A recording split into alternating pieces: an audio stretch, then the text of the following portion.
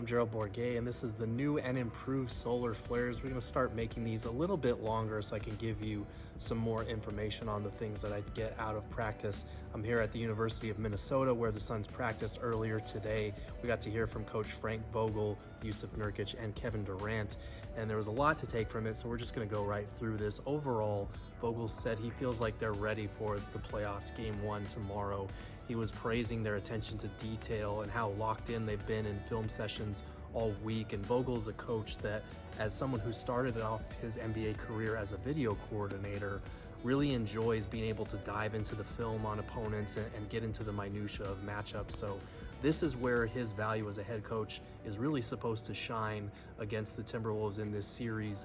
And you know, Nurk was saying that he feels like the Suns are built for the playoffs in terms of, you know, they're not a regular season team. They are a playoff team. They've had some games where they've been on and off, but now that the playoffs are here, he feels like they're going to be locked in. They're going to understand that every possession matters, and they're just going to play with a little bit more care when it comes to cutting down on things like the turnovers and that sort of thing.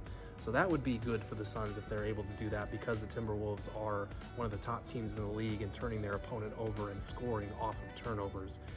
Kevin Durant, for him, he was saying the key to a game 1 is to just follow the game plan, limit mistakes, which again comes back to the turnover thing.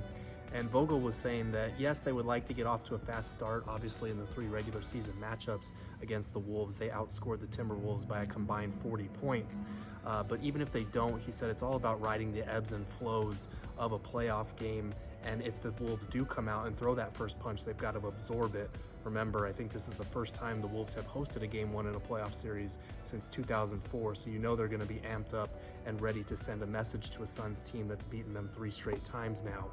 In terms of the matchup itself, KD talked a little bit about trying to make Rudy Gobert and Karl-Anthony Towns work on the defensive end. He was saying we're not just going to put them in a bunch of actions, because Rudy Gobert is a Hall of Fame world-class defender in terms of being able to guard better on the perimeter than he could just a few years ago. His rim protection, you know, being able to anchor a defense and call out plays. So they're going to be strategic in how they try to attack those guys, even though they've had success with it so far in the regular season.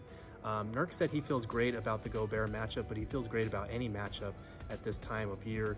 He did point out that it's going to be a challenge for the Wolves with those 2 bigs to stick with the Suns in terms of having 4 shooters on the court and a lot of the actions that they're going to try to put those guys through. But he did note that it's going to be a challenge for the Suns as well to put up with the size of having those 2 7-footers in the front court, as well as Naz Reid behind those guys. But he is looking forward to the physicality. He joked that he hopes that playoff refs are ready for that same level of physicality that the postseason provides. But he was grateful when I asked him about his screen setting and called attention to it, because that is going to be key in this series. Nurkic is top 5 in both screen assists per game and screen assist points generated per game this season. So he's done a great job of freeing up the big 3 to this point in the year. He's going to have to continue that, because the Wolves have a lot of terrific perimeter defenders. You're talking about an all-defensive candidate in Jaden McDaniels. Anthony Edwards is very committed on that end as well. They've got a lot of experienced defenders on the number 1 defense in the league, so that screen setting is going to be key there.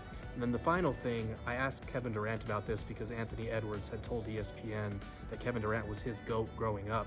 So I asked Kevin Durant for his reaction on that, especially now that they're going to be facing each other in the playoffs and playing with each other on Team USA later. And he was saying that the respect is mutual. You know, he never got the sense or the vibe from Anthony Edwards when they faced each other that, oh, this is a guy I grew up idolizing. And he respects Anthony Edwards for that, for always competing at the highest level every time that they face off. He's looking forward to going against him in this series and also playing with him on Team USA and getting to know him a little better. For more, keep it here on PHNX Sports.